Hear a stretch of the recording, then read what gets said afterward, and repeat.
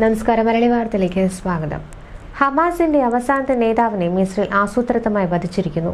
Hamas ഭീകര പ്രസ്ഥാനത്തിന്റെ ഗാസയിലെ തലവൻ മുഹമ്മദ് സിൻവാറിനെ തന്ത്രപരമായ നീക്കത്തോടെ വധിച്ചെന്നും ഇനി ഹമാസിന് നിലനിൽപ്പില്ലെന്നും ഇസ്രയേൽ പ്രധാനമന്ത്രി ബെഞ്ചമിൻ നെതന്യാഹു പ്രഖ്യാപിച്ചു. 600 ദിവസത്തെ യുദ്ധത്തിൽ ഹമാസിന്റെ മുൻനിര നേതാക്കളായ 60 പേരെ ഇതോടകം വധിച്ചുവെന്നും ഹമാസ് എന്ന ഭീകര പ്രസ്ഥാനം ഇനി ഉണ്ടാവില്ലെന്നുമാണ് ഇസ്രയേലിന്റെ അവകാശവാദം. ഇസ്രയേൽ സൈന്യത്തിന്റെ ആക്രമണത്തിൽ സിൻവാർ കൊല്ലപ്പെട്ടെന്ന് ബുധനാഴ്ചയാണ് നെതന്യാഹു പ്രഖ്യാപിച്ചത്. ഈ മാസം 14-ന് ഗാസയിൽ ഇസ്രയേൽ നടത്തിയ വ്യോമാക്രമണത്തിൽ മുഹമ്മദ് സിൻവാറിന് മാരകമായി പരിക്കേറ്റിരുന്നതായി വിവരം പുറത്തുവന്നിരുന്നു. എന്നാൽ ഇയാൾ മരിച്ചോ ഇല്ലയോ എന്ന് ഉറപ്പിക്കാനാവാത്ത സ്ഥിതിയായിരുന്നു ഉണ്ടായിരുന്നത്. ഗുരുതരമായി പരിക്കേറ്റ മുഹമ്മദ് സിൻവാർ മരിച്ചതായി കൃത്യമായി വിവരം ലഭിച്ചതായി ഇസ്രയേലി ഡിഫൻസ് ഫോഴ്സസ് വ്യക്തമാക്കിയിരിക്കുകയാണ്. കഴിഞ്ഞ വർഷം ഒക്ടോബറിൽ ഇസ്രയേൽ സൈന്യത്തിന്റെ ആക്രമണത്തിൽ കൊല്ലപ്പെട്ട മുൻ ഹമാസ് നേതാവ് യഹ്യ സിൻവാറിന്റെ സഹോദരനാണ് മുഹമ്മദ് സിൻവാർ. ഗാസയിൽ ഉണ്ടായിരുന്ന ഹമാസിന്റെ അവസാനത്തെ ഉന്നത കമാൻഡർമാരിൽ ഒരാളായിരുന്നു കൊല്ലപ്പെട്ട മുഹമ്മദ് സിൻവാർ. മുഹമ്മദ് സിൻവാറും യഹ്യ സിൻവാറും കൊല്ലപ്പെട്ടതോടെ ഹമാസ് ഗാസയിൽ നിലനിൽപ്പിനായി പതറുകയാണ്. ഏറെ വൈകാതെ പട്ടിണി മരണം ഗാസയിൽ തുടങ്ങുന്നതോടെ ജനം ഹമാസിനെ തള്ളിപ്പറയുന്ന സാഹചര്യമാണ് നിലവിലുള്ളത്. ആയുധവും പണവും ഇല്ലാതെ വലയുന്ന ഹമാസിന് ഇനി ഫലസ്തീനികളെ സംരക്ഷിക്കാനുള്ള യാതൊരു ശേഷിയുമില്ലെന്ന സാഹചര്യമാണ്. നിലവിലെ സാഹചര്യത്തിൽ 2000 പേർ പട്ടിണിയെ തുടർന്ന് ഒരു മാസത്തിനുള്ളിൽ മരിക്കുമെന്നാണ് വിദേശ മാധ്യമങ്ങൾ റിപ്പോർട്ട് ചെയ്യുന്നത്. ഗാസയിൽ ഹമാസിന്റെ നേതൃത്വ നിരയിൽ ബാക്കിയുണ്ടായിരുന്ന അവസാന നേതാവായിരുന്നു മുഹമ്മദ് സിൻവാർ.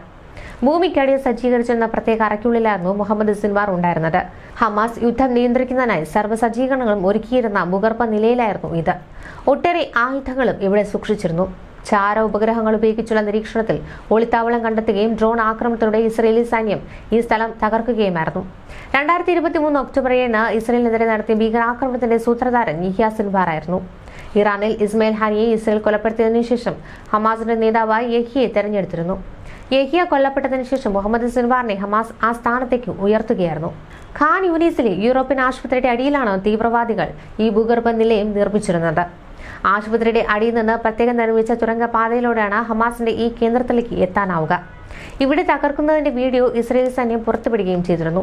ഹമാസിന്റെ ഒളിത്താവളങ്ങൾ ഏറെയും ആശുപത്രികൾക്കും മോസ്കുകൾക്കും അടിയിലാണെന്നാണ് ഇസ്രയേൽ മുൻപ് തന്നെ കണ്ടെത്തിയത്. ഇതേ തുടർന്ന് ഇസ്രയേൽ പലപ്പോഴായി 40 ആശുപത്രികൾ ബോംബിംഗിൽ തകർത്തിരുന്നു. 600 ദിവസമായി തുടർന്ന യുദ്ധത്തിൽ ഇതോടകം 55,000 ഫലസ്തീനികളാണ് കൊല്ലപ്പെട്ടത്. ഇവരിൽ പകുതിയിലേറെയും സ്ത്രീകളും കുട്ടികളുമാണ്. 1.25 ലക്ഷം പേർക്ക് ഗുരുതരമായി പരിക്കേൽക്കുകയും ചെയ്തു. കെട്ടിടാവശിഷ്ടങ്ങൾക്കടിയിൽപ്പെട്ട് കാണാതായവരെ കൂടി ഉൾപ്പെടുത്തിയാൽ മരണസംഖ്യ 70,000 കവിയും. കൊല്ലപ്പെട്ടവരിൽ 15,000-ലേറെ പേർ കുട്ടികളാണ്. ഇതിലേറെയും 4 വയസ്സിന് താഴെ ഉള്ളവരാണ്. വീടുകളും കെട്ടിടങ്ങളും ഒന്നാക്കി തകർക്കപ്പെട്ട ഗാസ ഭൂമിയിലെ ശ്മശാനമായി മാറിയിരിക്കുന്നു. കെട്ടിടാവശിഷ്ടങ്ങളും മറ്റും നീക്കം ചെയ്യാൻ കുറഞ്ഞത് 2 വർഷം വേണ്ടിവരും. ഗാസയെ US-ന് കൈമാറി പുനർനിർമ്മാണം US നടപ്പാക്കണമെന്ന ട്രംപിന്റെ നിർദ്ദേശം അറബ് രാജ്യങ്ങൾ തള്ളിയിരുന്നു. ഗാസയുടെ പുനർനിർമ്മാണത്തിന് $5,300 കോടി ചെലവ് കണക്കാക്കപ്പെടുന്നത്. യുദ്ധം അവസാനിപ്പിക്കാൻ ചർച്ചകൾ പുരോഗമിക്കുമ്പോഴും ഗാസയിൽ 5 ലക്ഷത്തിലേറെ പുനരധിവസിപ്പിക്കുക ഏറെ ദുഷ്കരമാണ്. ഭക്ഷണവും കുടിവെള്ളവും മരുന്നും ഗാസയിൽ ഇല്ലാതായിരിക്കുന്നു. ഗാസയിൽ നിന്ന് പലയിടങ്ങളിലേക്ക് അഭയാർത്ഥികളായി ഓടിപ്പോകുന്നവരുടെ സാഹചര്യം ഭയാനകമാണ്. ലോകത്തിൽ തന്നെ ഏറ്റവും ദാരിദ്ര്യം അനുഭവിക്കുന്ന പ്രദേശമായി ഗാസ മാറി. ഇറാൻ ഉൾപ്പെടെ ഇസ്ലാമിക രാജ്യങ്ങൾ ഭക്ഷണം എത്തിക്കാൻ നടത്തിയ ശ്രമങ്ങളെ ഇസ്രായേൽ തടഞ്ഞതോടെ പ്രതിസന്ധി അതിരൂക്ഷമായി മാറിയിരിക്കുന്നു. ന്യൂസ് ഡെസ്ക് മലയാളി വാർത്ത.